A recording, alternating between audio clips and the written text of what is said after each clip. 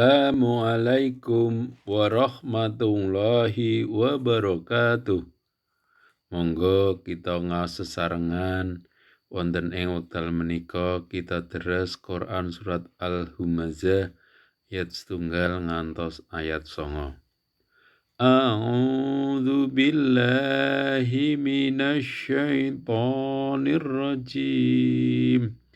Kula nyuwun pangreksa dumateng Gusti Allah saking panggodanipun setan ingkang dipun ranjam. Bismillahirrahmanirrahim. Kelawan asma Allah ingkang Maha Mirah, Maha Asih. Wailul likulli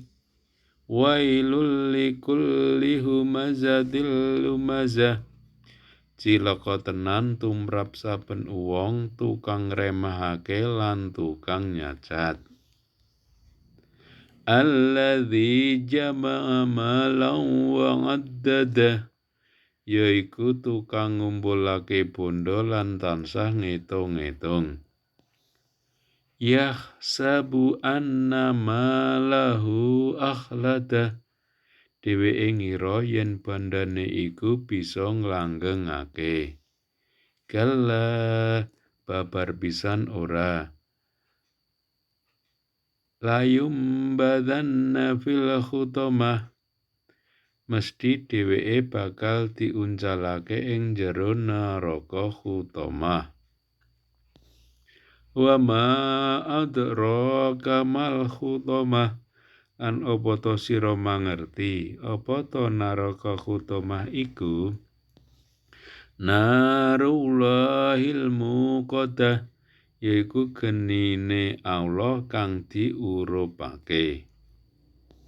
Allati tattali'u 'alal afidah, kang bakar manungsa tekan sajroning atine.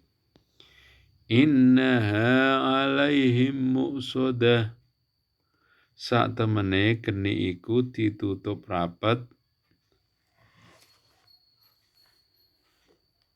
ing dhuwure dheweke.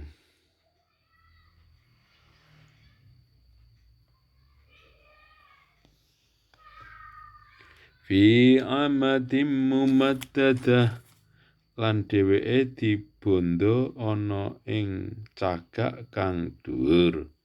Shadaqallahul azim. Assalamualaikum warahmatullahi wabarakatuh.